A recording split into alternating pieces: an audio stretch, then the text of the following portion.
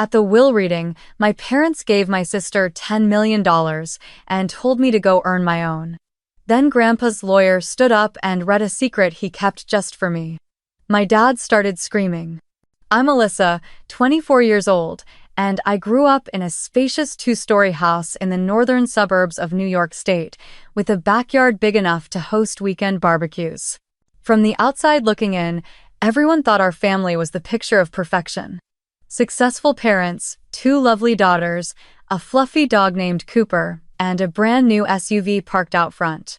But inside those cream-painted walls was a world where every glance, every word, every ounce of affection tilted only in one direction.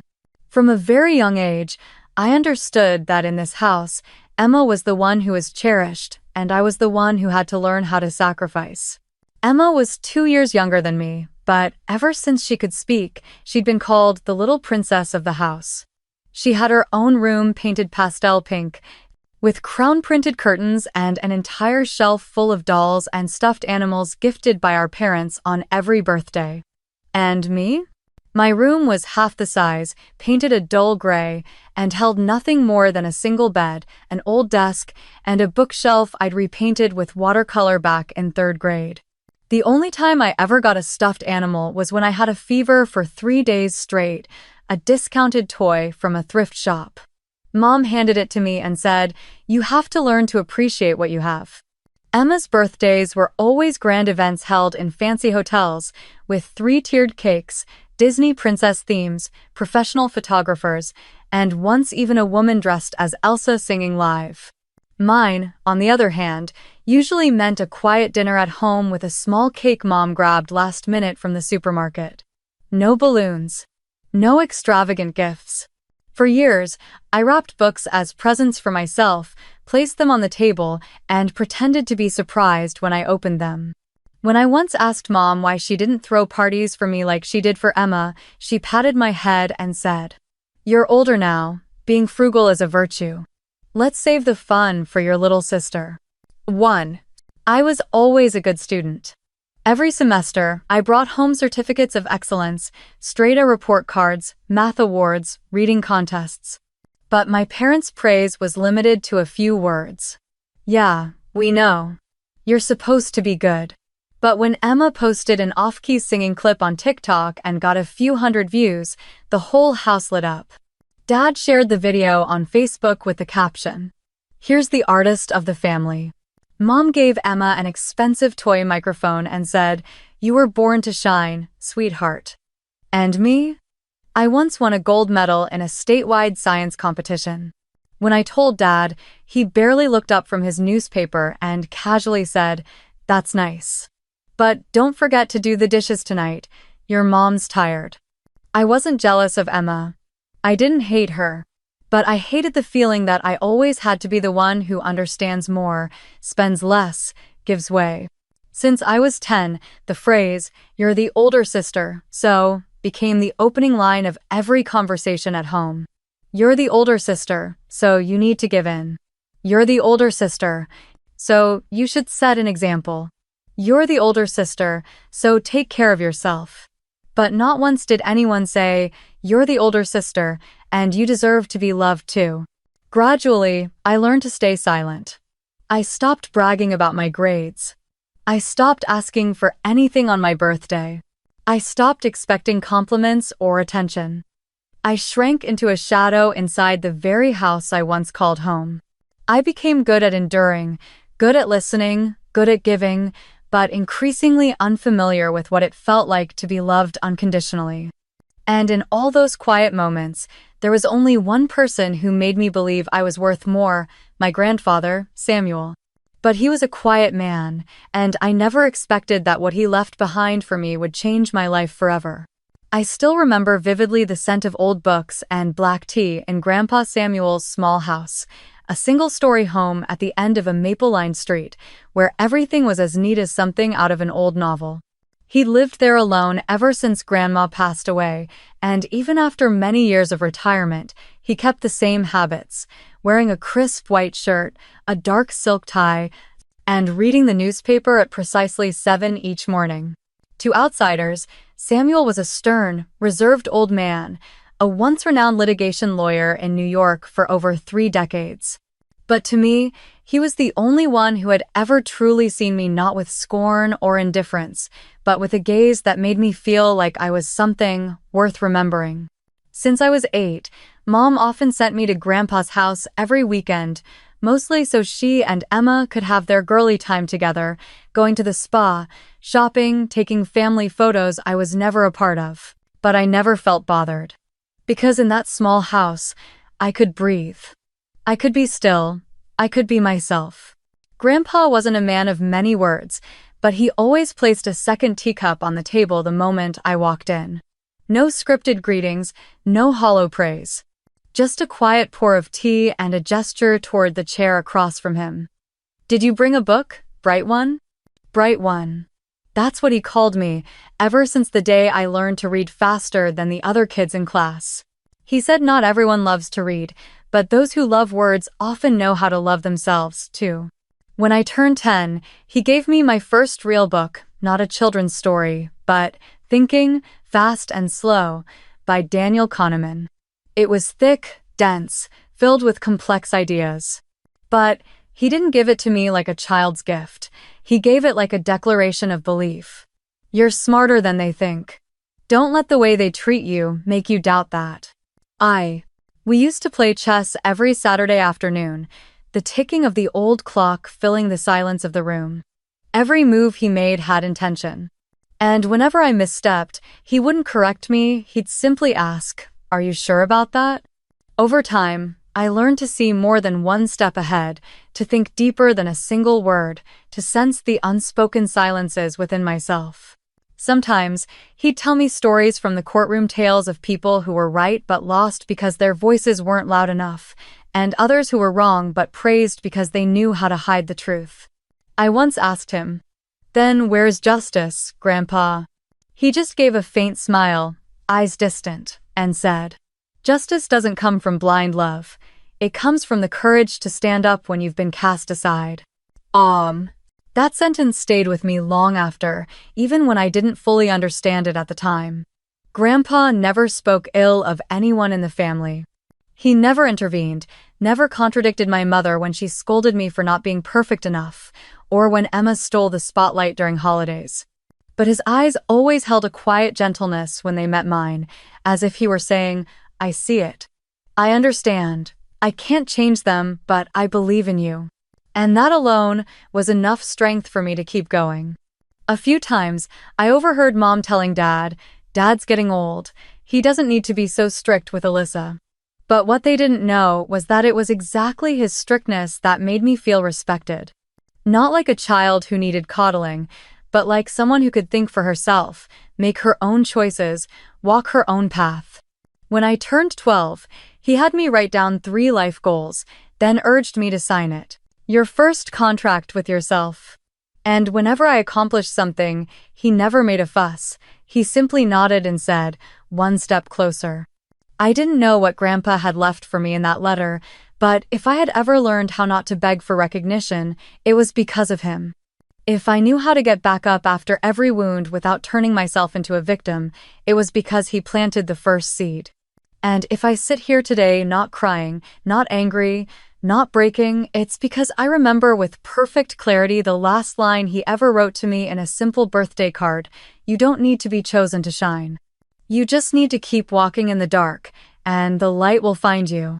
I started working at 16, while my classmates were busy planning for prom or debating what color dress to wear. I got a job at a small coffee shop downtown, a place that smelled of fresh pastries in the morning and turned dead silent after 8 p.m. On my first shift, I stood at the sink washing mugs for 3 straight hours, my hands shriveled like overboiled bamboo shoots. But I didn't complain. Every dollar I earned was one step closer to freedom. I kept a written log of every expense, saved every single cent in a glass jar hidden under my bed.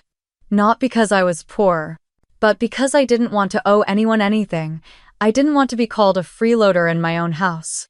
I chose finance as my major not because I wanted to be rich, but because I realized early on that money was the only language the adults in my family truly respected. My father, a mid-level manager at an interior design firm, always believed women should study feminine things, things that made them easier to marry off.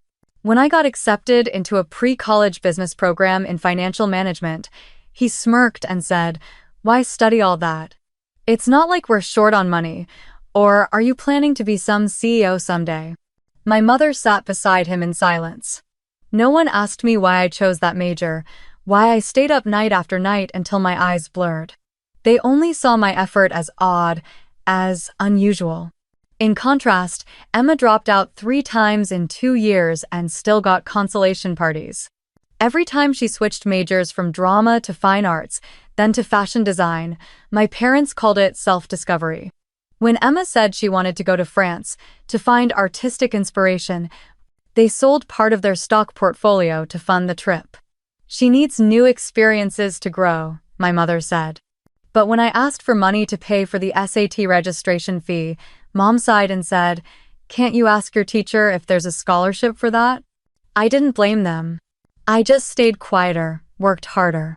Outside of school hours, I picked up extra shifts cleaning the school library, tutored underclassmen in math, even babysat on weekends. Some days, I juggled 3 jobs, came home exhausted and aching, only to be told I still had to do the dishes because Mom said, "You're the older sister. Housework is your responsibility." On nights when I dozed off on my desk, I often dreamed of a different life, one where I didn't have to prove I deserved it. In 12th grade, I applied for a full-ride scholarship. I prepared the application entirely by myself, wrote the essays alone, filled out every single FAFSA form without anyone in the house even knowing. I didn't dare tell my parents because I knew they would only say, "You think you're capable of that?" And then, on a gloomy March day, I got the acceptance email from Wharton, the most prestigious finance program in the country. I didn't cry. I just stood frozen in front of my computer, lips trembling from joy, disbelief, and loneliness. Because I knew, in that moment, no one in my family would truly grasp what it meant. That evening, I folded the acceptance letter neatly, placed it on the dinner table, and said firmly, "I got a full scholarship. I'll be moving to Philadelphia this fall." No one clapped. No one hugged me. Dad took a long sip from his glass, then chuckled, "Smart girl, but you waited this long to say it? Well, at least it won't cost us anything." Mom didn't smile. She just asked, "Then who's going to drive Emma to school if you're not here?" I clenched my teeth. I wanted to scream, "I'm not a chauffeur, not a babysitter." But I stayed silent. I understood then in their eyes, I would never be a source of pride. I was merely the fallback when needed, the one who took over house chores whenever Emma was busy being creative, the daughter they never wanted to invest in, yet always expected to endure. And because of that, I decided I would leave. Not just to study far away, but to break free from the role of the good, obedient daughter that I had been forced to play for the first 20 years of my life. I wouldn't ask for permission. I wouldn't announce it. I would simply walk away quietly, gently, and never look back. Because I knew, if I didn't step out of that cage, no one in that house would have ever believed I had wings. I was standing by the window on the 14th floor of the Glass and Cohen Building, a financial investment firm in the heart of New York, when my phone buzzed.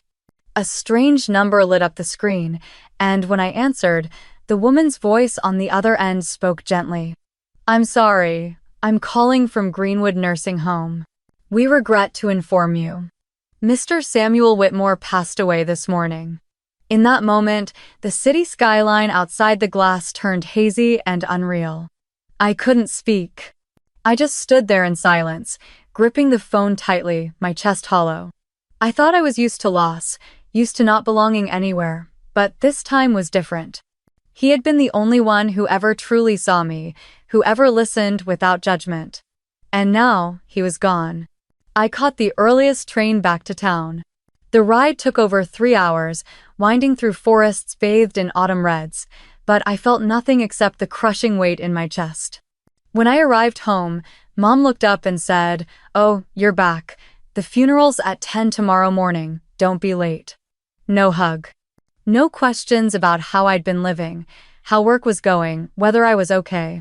Emma was in the middle of curling her hair, phone in hand, giggling as she scrolled. "Don't wear anything too old and black, okay? There'll be local press at the service," she said with a smirk. I looked at my sister and didn't know what to say. While I was choking on every silent wave of grief inside me, everyone here was prepping for another performance, a perfect family show. The funeral took place at the old church Grandpa used to bring me to on holidays. But today, the place was packed with strangers, camera flashes blinking nonstop, and most of the attention fell on Emma, the heir to the family name. She wore a tight black dress, oversized sunglasses, and now and then dabbed at her eyes in theatrically timed gestures. My parents sat in the front row, chatting with familiar faces, while I was placed in the back, like a distant acquaintance. No one asked where I was working. No one knew I had just completed an internship at one of the top firms on Wall Street. To them, I was still just Alyssa, the quiet one, the underwhelming one, the one who never gave them anything to brag about. As the casket was carried outside, I stood alone beneath a maple tree, the breeze slipping through my thin coat, making me shiver but not from the cold. I watched him one last time and whispered in my heart, "I'm sorry for not saying goodbye in time." As the crowd slowly dispersed, my parents and Emma were surrounded by condolences and familiar arms, while I quietly made my way toward the parking lot like a ghost. I didn't know what I was hoping for, only that something inside me still refused to let go. 3 days after the funeral, I received a strange call. A deep, composed male voice spoke on the other end. "Hello, this is Harold Cartwright, Mr. Samuel's private attorney. He mentioned you in his will. We'll be holding the reading next week. We hope you can attend, as there are certain items he left specifically for you." For a split second, my heart pounded. A part of me wanted to believe that he hadn't forgotten me. That even if the rest of the world had erased me from the family portrait, he had still left a period, a mark just for me. Something not made of money, but made of recognition. A way of saying, "I see you." I nodded, even as my throat tightened. "Yes, I'll be there." For the first time in years, something faint stirred inside me, hope, and I had long forgotten what that felt like.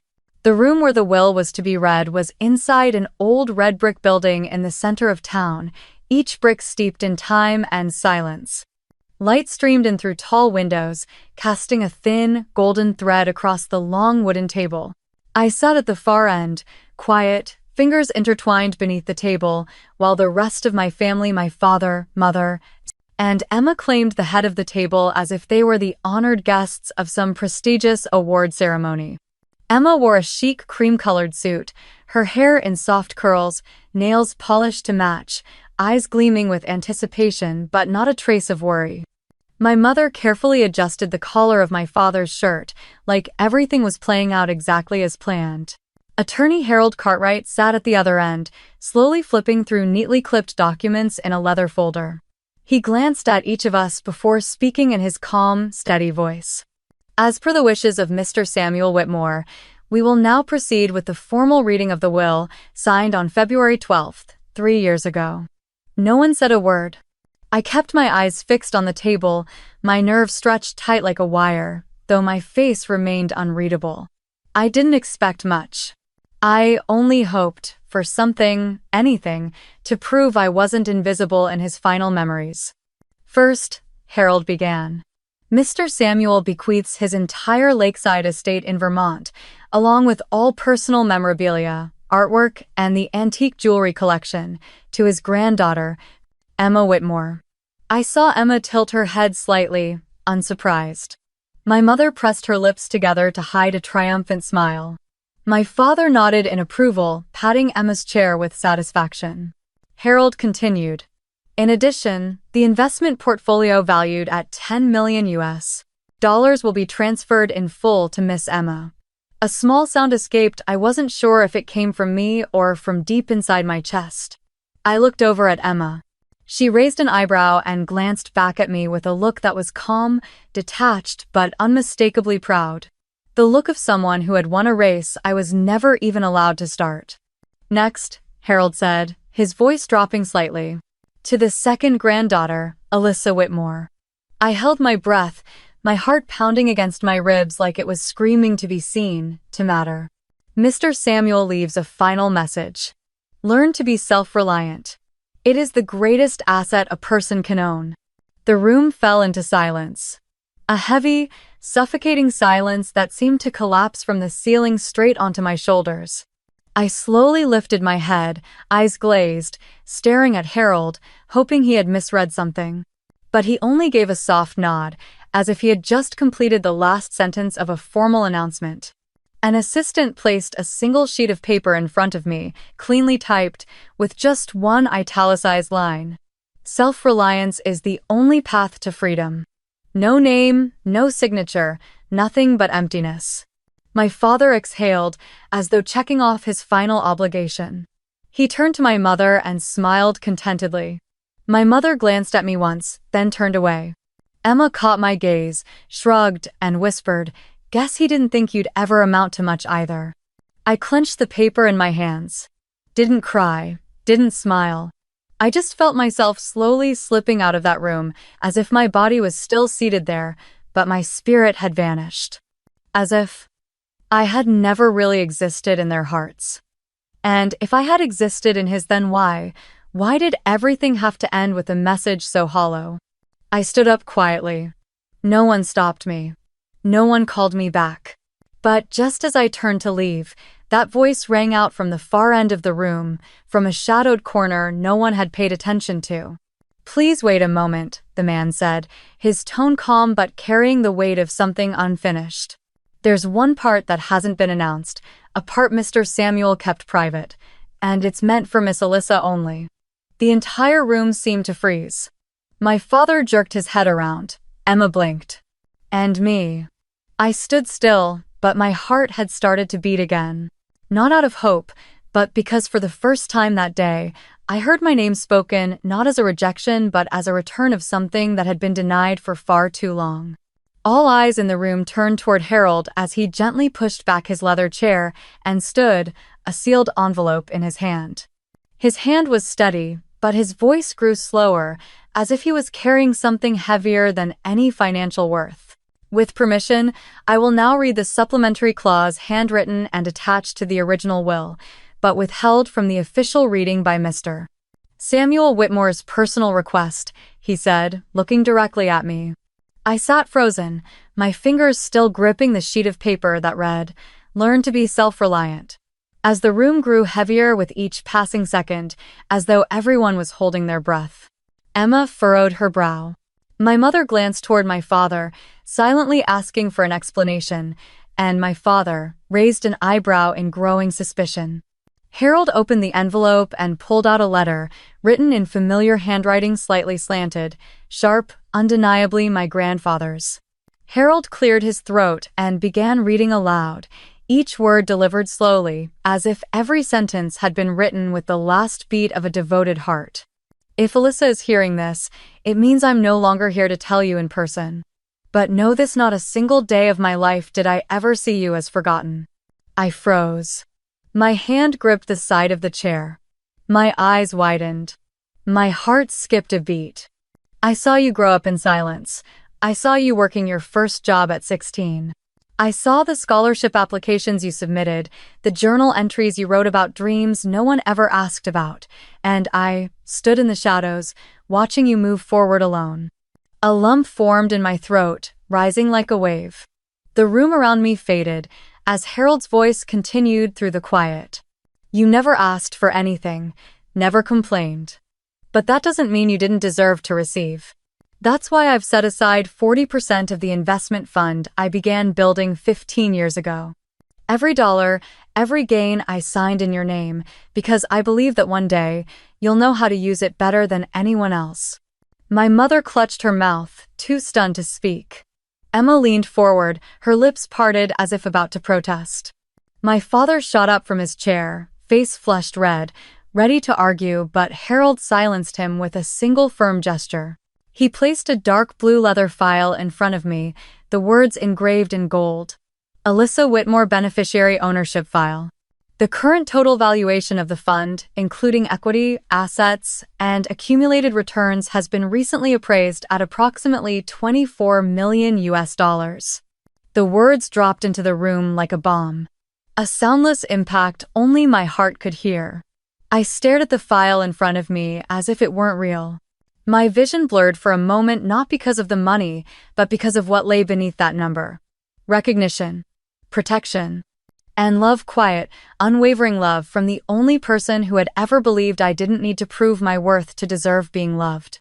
Harold folded the letter and looked directly at me, his eyes carrying a compassion I had never seen in him before. Mr. Samuel wanted you to know. He never abandoned you. He was simply waiting for the right time to say it, when you were strong enough to understand and independent enough not to be swayed by money. I sat there, saying nothing, yet tears had begun to stream down my face without me realizing it. And for the first time in years, I didn't feel ashamed of letting my emotions show.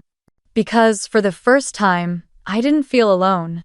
The leather chair my father sat in slammed backward as he jumped to his feet, his face flushed with rage, as if the blood had rushed to his head all at once. He pointed straight at me, his voice cracking like thunder in a room already weighed down like stone. This is impossible. That girl did nothing. She doesn't deserve this. She didn't take care of my father. She's been away. She's done nothing for this family. And now, he gives her everything? His voice splintered into a roar, not just from the loss of inheritance, but from the blow to his pride. He couldn't bear the truth that the daughter he had always dismissed, the silent one, the shadow, had been the one his father trusted most. But Harold stood his ground, unwavering in the face of my father's fury. Calmly, he opened a thick binder filled with fine print and pages of detailed investment records, and he placed it firmly on the table. Every investment, from the first equity fund in 2009 to insurance contracts and smart asset portfolios, was registered under Miss Alyssa Whitmore. Every transaction was signed in Mr. Samuel's hand and fully notarized with legal certification. He slid the binder toward my father, his gaze like a blade. All legal. All clear. And none of it can be contested. My father fell silent. He stared at the numbers in front of him like he couldn't comprehend them. "This is a joke," he muttered, then lifted his eyes to mine, eyes filled with a mix of hatred and disbelief. My mother sat next to him, her hand clutching the edge of her dress, her expression blank, as if the world had flipped upside down and she no longer knew where to place her feet. She didn't cry. She didn't speak. She just looked down at the floor, and I wondered, did she feel even the smallest pang of regret? Emma sat across the table, her shoulders trembling slightly. She didn't scream or lash out like Dad. Instead, she slowly removed her glimmering earrings, placed them on the table as if their shine had suddenly become too heavy. Her eyes shimmered with moisture. I expected jealousy. I expected arrogant fury. But what I heard was a small, fragile question, soft, like a child lost in a crowd. "Why did he choose you?" I turned to look at Emma. For the first time in years, I saw her not with resentment or pain, but with something quieter. Distance. As if two worlds that once shared a childhood had drifted so far apart, there was no path back. I took a deep breath, looked her in the eyes, and answered, my voice soft but firm. "Maybe because he saw you as a princess, but he knew I was a warrior." My mother looked to my father, her fingers tightening around her handbag, her face pale. Emma remained still, her eyes wide, as if trying to grasp something that had already slipped away. No one else spoke. There were no more arguments to make. And me? I simply stood. No gloating. No shouting. No need to declare any victory. I gently picked up the folder in front of me and then placed it back on the table. My voice came out low and steady, as if it had been waiting inside me for years. "I don't need to fight for anything, because I know the most valuable thing he left me wasn't the money, it was his trust." I looked straight at my father, the man who had always said I was too serious, too stubborn, too different. The man who used silence to shrink me and favoritism to make me believe I was nothing more than a shadow no one needed. I didn't hate him. I simply looked at him the way you look at an old chapter full of errors, blank spaces, and one you've decided not to reread again. Thank you for teaching me how to be self-reliant, I said, eyes locked with his. Because now, I'm going to live exactly that way. I turned to my mother, the woman who once called me a burden when I said I wanted to study abroad. She was still staring at me, but her eyes were empty. Maybe she was thinking about the lakeside estate they no longer owned. Or maybe she was thinking about Emma, the daughter they had poured everything into, now suddenly so small in the world I was stepping into. I didn't hug anyone, didn't bow, didn't nod. I simply turned and walked away. My shoes tapped across the old tiled floor, each step echoing through the room like the hush of twilight settling in. But there was no hesitation in my stride.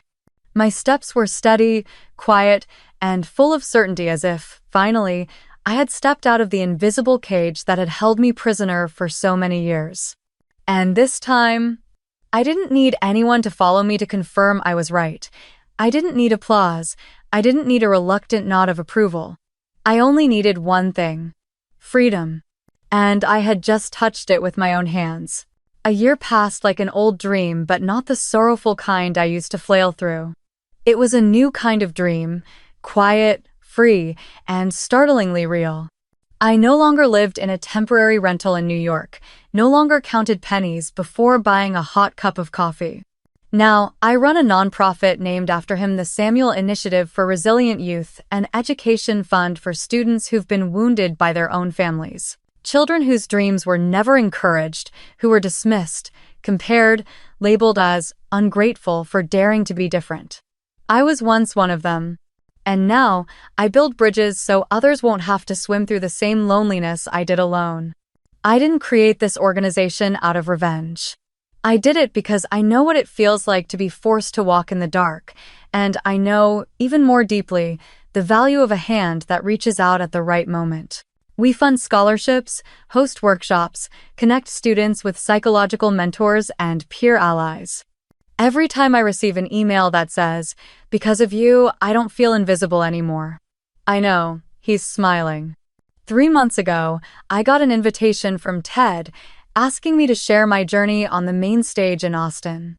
They titled the talk, "The Power of Being the Unchosen."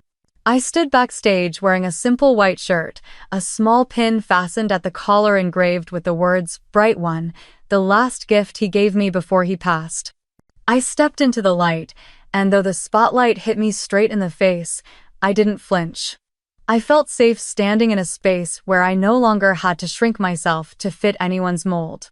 I spoke about my childhood, about the little gray-painted room, about the awards I brought home that were only met with a flat, "Yeah, we know." I spoke about the empty chair at my college graduation, about the message in the will. Learn to be self-reliant, and the letter he left behind, like a key that finally unlocked the door I had kept shut for years.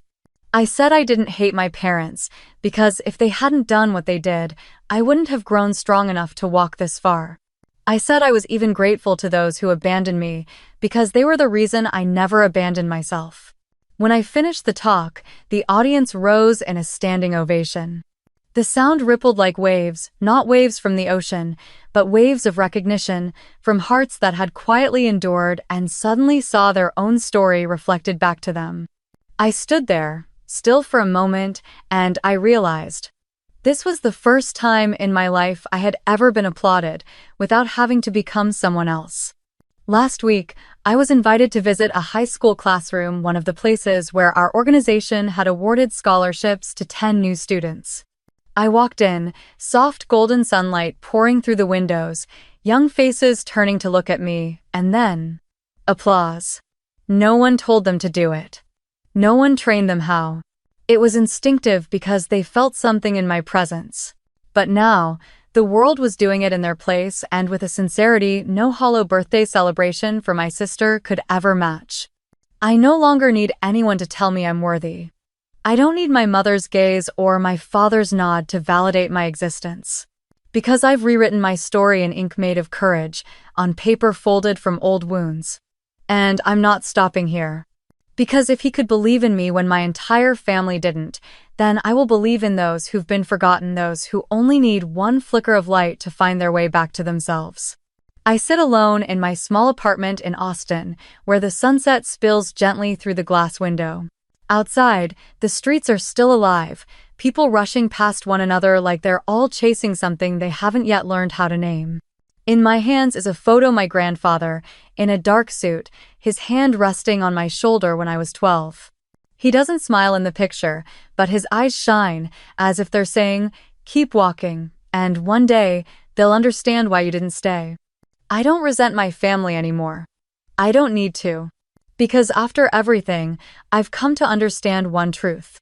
Not everyone who gives you life deserves a place in it. Blood doesn't define respect. Genetics don't guarantee love. And sometimes, the only person who truly needs to choose you is you. I used to think justice meant my parents realizing their mistakes, apologizing, clapping for the things I achieved. But now, I understand. Justice doesn't always come from the applause of your family, it comes from the quiet recognition of your own heart. When you know you are enough. When you no longer wait for someone else to say it. When you lift your chin and walk forward, even if no one's behind you to see you off. If you're watching this video and there's a part of you that has ever felt abandoned by your own family, I want you to know you are not alone. I see you, I understand you. And you don't have to keep proving anything. If you still believe you deserve to live a kind, meaningful life, that belief is already enough. If you've ever been made to feel lesser inside your own home, leave a comment. Share your story, even if it's just one line, one wound, or one moment you were left out of a family dinner. Because sometimes, being heard is the first step to healing. And if this story spoke to you, share it. Somewhere out there, someone might need to hear exactly what you just heard. And subscribe to the channel so you don't miss more healing stories, imperfect journeys, told with pride. Because in the end, even if you walk alone, you still deserve to arrive. Thank you for listening. I'm Alyssa, and I'm not a princess. I'm a survivor. I'm the one who stepped out of the shadows. And I chose myself.